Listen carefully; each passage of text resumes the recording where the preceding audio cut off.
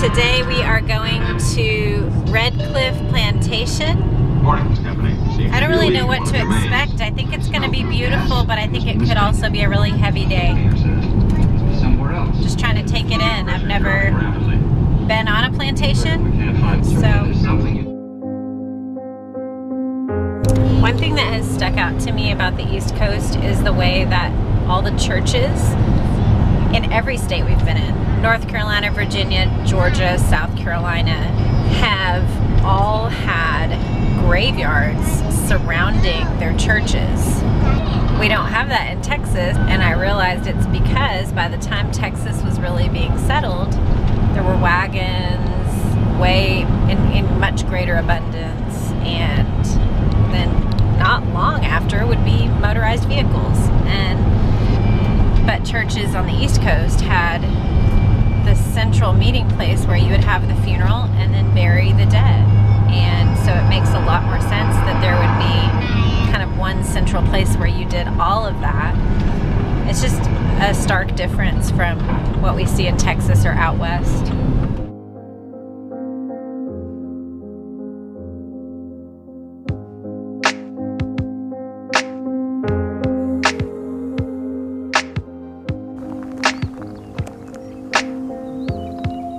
This plantation was owned by a man who was Congressman, Governor, and Senator James Henry Hammond in South Carolina.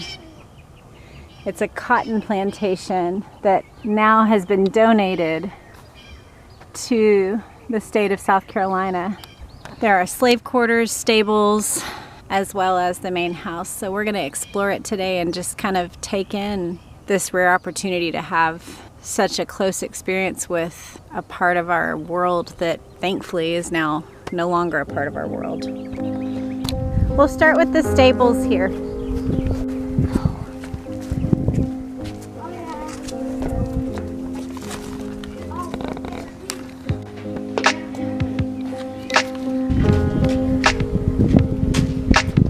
So they would do their management from the top,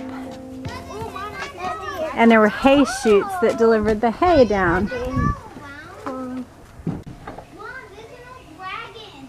Huh. And this building was built after the 1900s. It's part of the land, it's not a part of what would have been done by slaves. There is the main house, and these two houses right here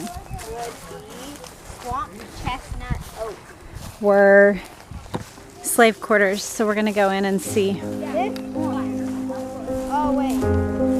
Wow. Some of these are just amazing trees. That'd be a real I have to like you can come in. So full of desperation, I can barely stand the road. These are logs. I can hardly start. It says estimate of stocks. It's how much they spent for slaves, listed alongside cattle and land. I feel the past in my bones. My dream, I'm naked and alone. I'm feeling weak. These are in 1834 and 1835, the slave records. Annie shows estimates of the children and about how much cotton they could pick in a day.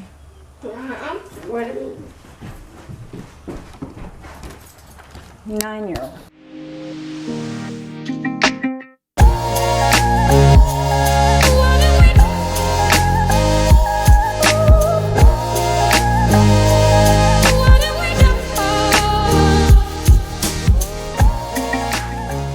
Two families would have lived in that building. Wow. And it's a small. Mom, Dad, it's a small building.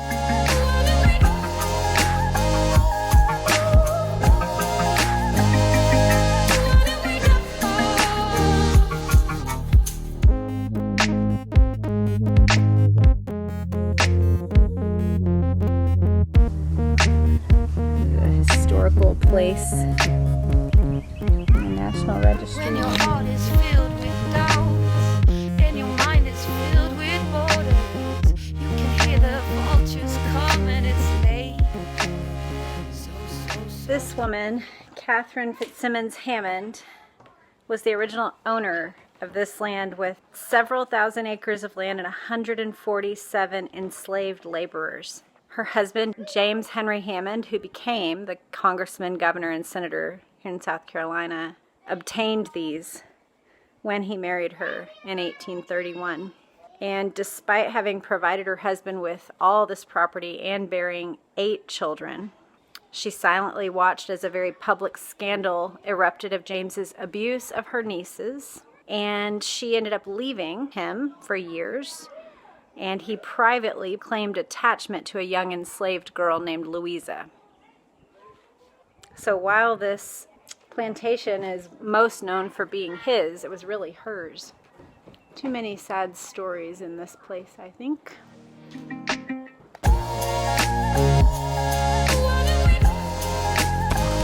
Honestly, it feels way too heavy to make a video about this. Life itself, whether in church or in families, is always mourning alongside rejoicing, but this place feels way more like a place where we can only mourn, and yet here we are and we're gonna have lunch.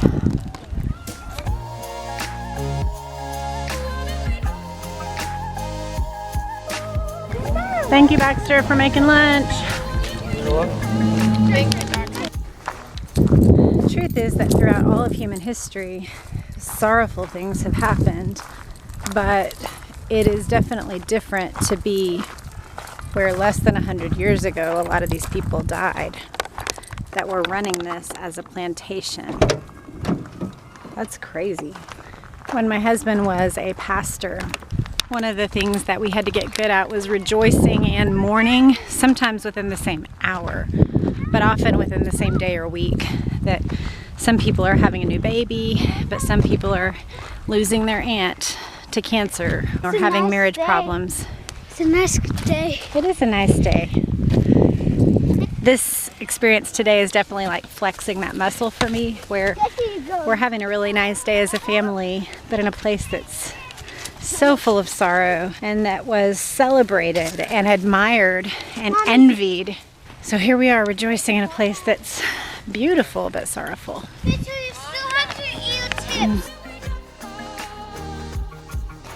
Here, the side where the other one is, they have marked out the footprint of the old other slave house. And then that third one was changed into a garage later. This tree is massive. Tree has a large span. Wow. It's really pretty. It's amazing. The trees here are ancient, huge. We've never seen such big magnolia trees. Wow. It would be beautiful if it was blooming.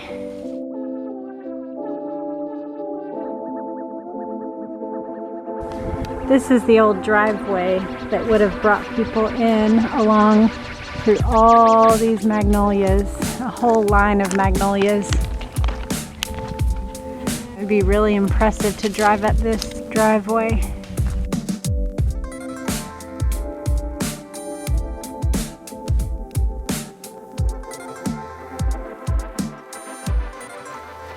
Glad we came. Yeah. Me too.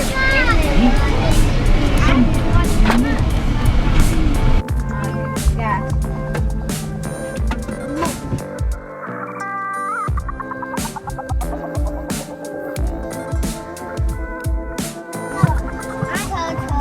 Alright, just okay. Do you like the bear? Yeah, look, the stickers have two sayings. I've been thinking about the cost that charismatic, powerful men require from the community around them in order to retain their power.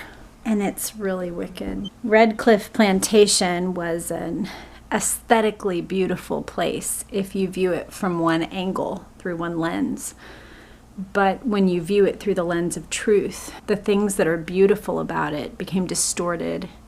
And you knew that the only reason that the beautiful things existed was because of the horrible things that existed. And it turns it into a big, ugly soup. And there's a lot of situations in life that are like that, where a family or community looks really good when viewed from the outside.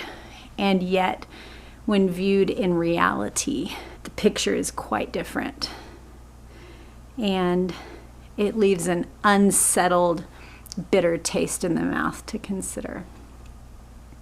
These are the things I'm pondering. Leave your thoughts in the comments below. I'm glad we got to see Redcliffe. It was definitely good for me, good for my children, good for conversation, good for future posterity, that we all have this picture in our head of just how small a slave cabin really was, and that we have in our memory how beautiful the beautiful was, alongside the tears that came when we really contemplated the cost of a person and the marking down of the daily amount of cotton that a 9-year-old could pick. It was worth going. It was a hard day.